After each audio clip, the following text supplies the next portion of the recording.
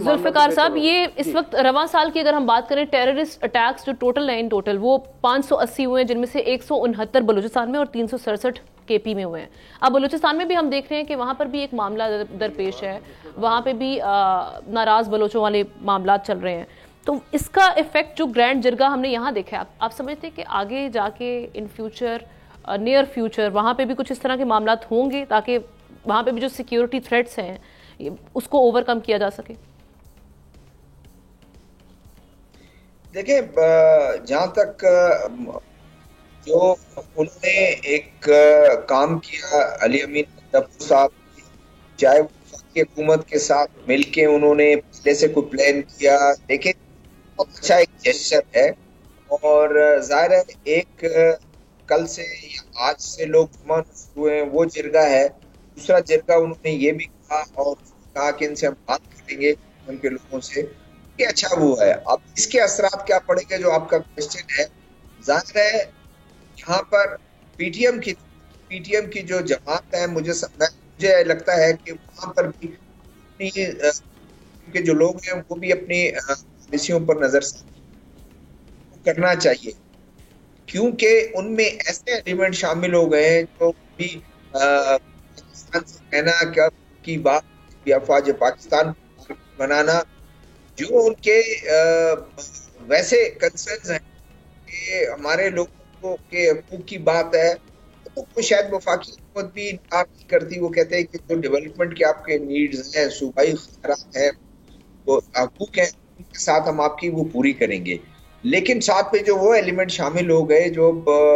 ظاہر ہے اس طرح کے ایلیمنٹ وہ ان کے لیے بھی ڈیمیجنگ ہے اور آگے چل کر ان کے لیے اور سے پرابلم ہو سکتی ہے۔ اب جو آپ کا کوشچن تھا کہ یہاں دوسری ایک فورس ہے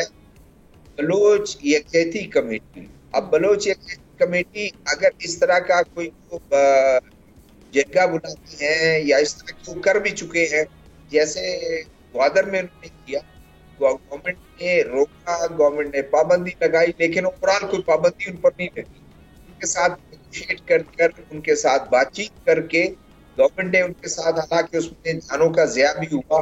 لیکن انہوں میں جرگے میں کوئی اعلامیہ ایسا نہیں تھا کہ اس ملک کے ساتھ ہم رہنا چاہتے ہیں یا نہیں رہیں گے یا رہیں گے یا کیا ہے، وہ انہوں نے بات نہیں کی۔ مسنگ پرسنز کی بات کی، انہوں نے بلوچ سائل وسائل کی بات کی، اس پہ گورنمنٹ نے ان کے ساتھ طے کیا کہ جو لوگ آپ کی گرفتار ہیں ان کو ہم چھوڑ دیں گے۔ ہاں، البتہ یہ ہے کہ بلوچ یکجہتی کمیٹی اگر کوئی اس طرح کا کوئی ایکٹیویٹی ان کی ہوتی ہے اور اس میں بھی وہ لوگ یا ان کے کارکن یا ان کے لیڈران کوئی اس طرح کی باتیں کرتے ہیں جو اسٹیٹ آف پاکستان کے خلاف ہو، افواج پاکستان کے خلاف ہو، تو میرے خیال میں اسی طرح ایک دہرایا جا سکتا ہے ان کے ساتھ بھی۔ لیکن اب ڈیپینڈ یہ کرتا ہے کہ جو جرگہ ہو رہا ہے پی ٹی ایم کا، اس میں وہ اعلامیہ کیا جاری کریں گے، وہ کیا ہوگا، کامیاب ہوگا جرگہ کرنے میں، نہیں ہوگا۔ علی امین گینڈپور نے جو آج تقاریر کی ہیں، جو ذمہ داری ان کو دی ہے کہ پی ٹی ایم سے بات چیت آپ کریں، وہ جا کر اس جرگے میں شرکت کریں گے،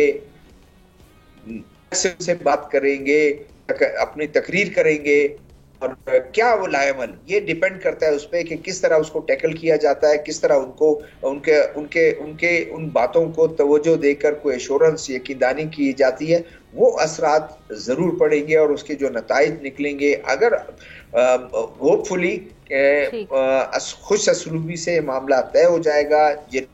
بات کریں گے، تقریر کریں گے، جذباتی کوئی باتیں بھی ہوں گی، لیکن کوئی ایسی بات نہیں ہوگی جس سے وفاق کے خلاف، افواج پاکستان کے خلاف، اسٹیٹ کے خلاف نہ ہو۔ میں سمجھتا ہوں شاید یہ آگے چل کر یہ جو بین لگایا ہے شاید اس کو وڈرا بھی کر لیں۔ سبسکرائب کریں اور بیل دبائیں تاکہ کوئی خبر رہ نہ جائے۔